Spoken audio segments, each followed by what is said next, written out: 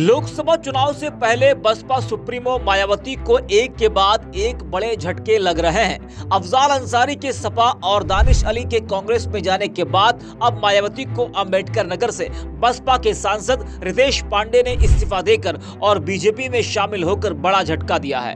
वैसे ये तो होना ही था, ये खबर पहले से ही थी कि मायावती के कई सांसद दूसरे दलों के संपर्क में हैं और उन सभी सांसदों को टिकट कटने और हारने का डर है, जिसकी वजह से बसपा के कई सांसद पाला बदलने का मन बना रहे हैं तो कुछ ने पाला बदल लिया है। बता दें कि आज जैसे ही रितेश पांडे ने इस्तीफा दिया, वैसे ही कुछ देर बाद वो भाजपा में भी शामिल हो गए। उन्होंने पार्टी में अनदेखी को लेकर सवाल खड़े किए, हालांकि मुख्य वजह तो जगजाहिर है। वहीं रितेश पांडे की पार्टी छोड़ने के बाद मायावती आग बबूला हो गई और उन्होंने एक्स पर एक के बाद एक कई पोस्ट किए और लिखा कि पहले पोस्ट में मायावती ने लिखा कि बीएसपी राजनीतिक दल के साथ ही परम पूज्य बाबा साहेब डॉक्टर भीमराव अंबेडकर के आत्मसम्मान व स्वाभिमान के मिशन को समर्पित मूवमेंट भी है, जिस कारण इस पार्टी की नीति व कार्यशैली देश की पूंजीवादी पार्टियों से अलग है, जिसे ध्यान में रखकर ही चुनाव में पार्टी की उम्मीदवार भी उतारती है। उनका दूसरा पोस्ट कि अब बीएसपी के सांसदों को इस कसौटी पर खरा उतरने के साथ ही स्वयं जांचना है कि क्या उन्होंने अपने क्षेत्र की जनता का सही ध्यान रखा, क्या अपने क्षेत्र में पूरा समय दिया, साथ ही क्या उन्होंने पार्टी व मूवमेंट के हित में समय समय पर दिए गए दिशा निर्देशों का सही से पालन किया।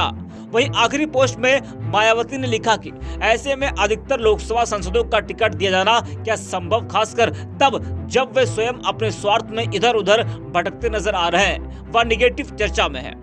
मीडिया द्वारा यह सब कुछ जानने के बावजूद इसे पार्टी की कमजोरी के रूप में प्रचारित करना अनुचित, बीएसपी का पार्टी हित सर्वोपरि। तो मायावती की नाराजगी साफ झलक रही है कि वो किस तरह से बागी नेताओं से नाराज हैं और उन्हें यह भी लगता है कि अभी और उनके कई बागी नेता हैं जो पार्टी छोड़ सकते हैं। तो लोकसभा चुनाव से पहले बसपा को लगातार अपने ही नेताओं से झटके मिल रहे हैं। सांसद रितेश पांडे ने आरोप लगाया है कि मायावती उन्हें मिलने का समय तक नहीं दे रही। इससे पहले एक और सांसद दानिश अली के साथ भी पार्टी के भीतर इस तरह की खटपट सुनाई दी थी और उन्हें सस्पेंड कर दिया गया था। बाद में दानिश अली की राहुल गांधी के साथ नजदीकियां बढ़ गई और कहा जा रहा है कि कांग्रेस उनको अमरोहा से टिकट दे सकती है।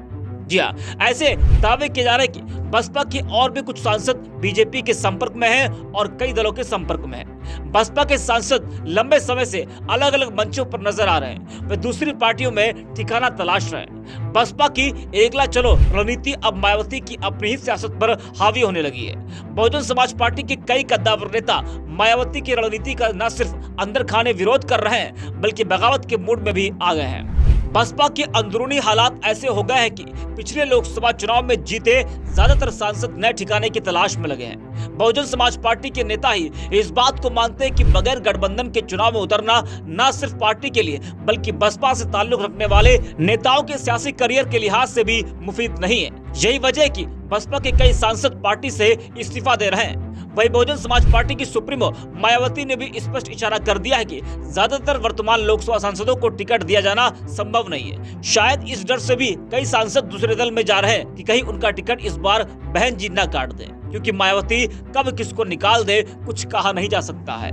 रितेश पांडे ने क्या कुछ कहा है, जरा ये भी आप सुनिए। मैं आप सभी लोगों का धन्यवाद देना चाहता हूं कि आपने मुझे आज भारतीय जनता पार्टी की प्राथमिकी सदस्यता ग्रहण करवाई है और मुझे भारतीय जनता पार्टी परिवार में आप लोगों में बड़े प्रेम और सम्मान के साथ जोड़ा है। मैं इसके लिए आप सभी लोगों का आभारी हूं।